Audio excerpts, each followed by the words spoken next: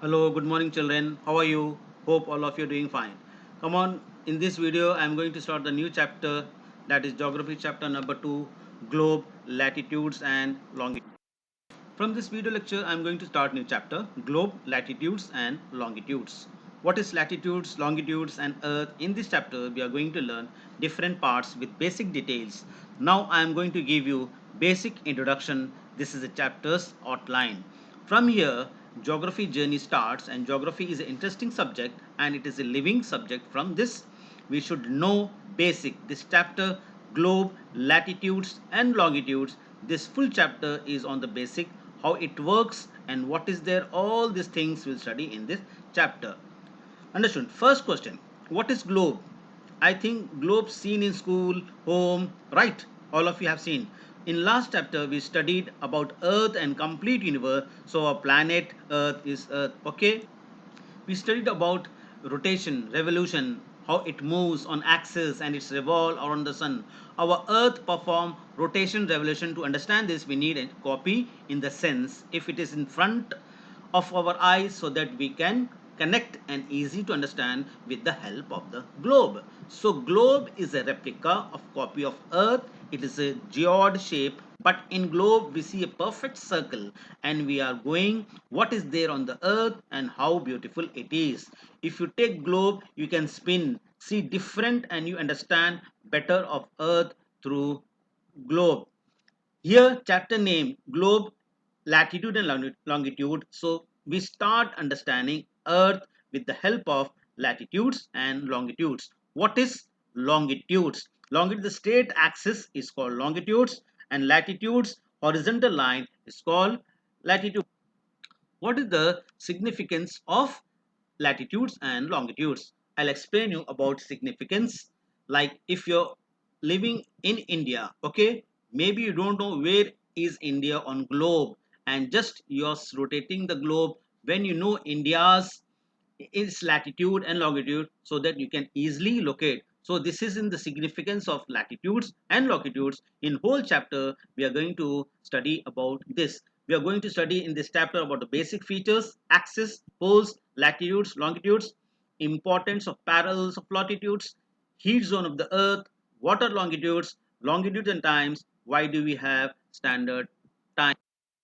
Basic features of the globe: axis, poles, equator, that is longitude, latitudes, north pole and south pole. Now we are going to learn basic features of the globes: longitudes, latitudes, axis and poles. This is practically not exist. These are imaginary lines. What is imaginary lines? Means we have imagined, so we have two longitudes and latitudes. Longitudes we start from north pole to south pole. So what is the significance? Everything in axis is central passing line. It comes from exact center. This is called axis. So earth axis is tilted to 23 to 30 minutes.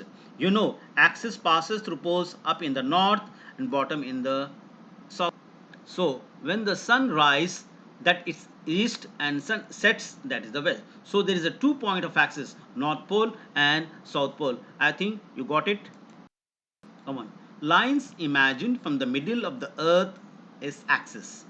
2 points on the globe through which the needle passes are two poles, that is north and south.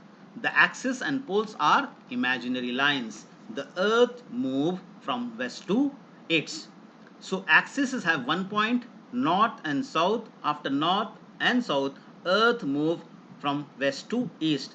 Our sun rises from the east and sets in the west. Why from the west? There is a reason. When sun rays comes, when our earth is moving from west to east, so sun rays falls on the part of the earth and shows light, and it is a daytime. So standing lines is longitude, sleeping lines is latitude.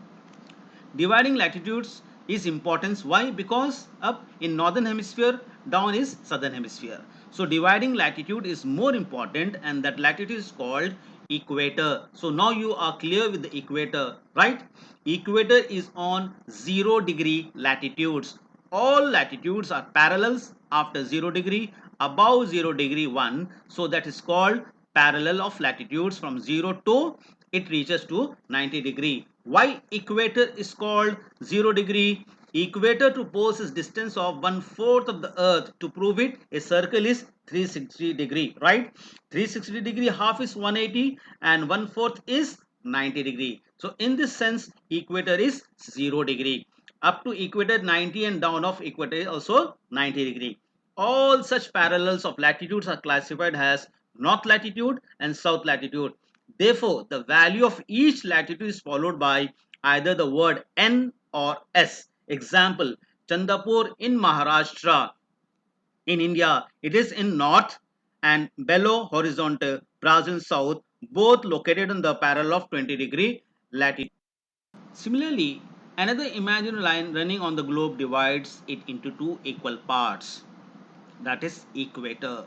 In equator, half north to the equator is known as northern hemisphere, half south to the equator is known as southern hemisphere. Now what is the importance? All parallel circles from the equator up to poles are called parallel of latitudes. Equator represents the 0 degree. The distance from the equator to either of two poles is 1/4 of a circle around the earth. The distance between the equator and the pole is 90 degree. Globe to equator parts divide, that is latitude. So latitude divides into two equal parts, that is northern hemisphere and southern hemisphere.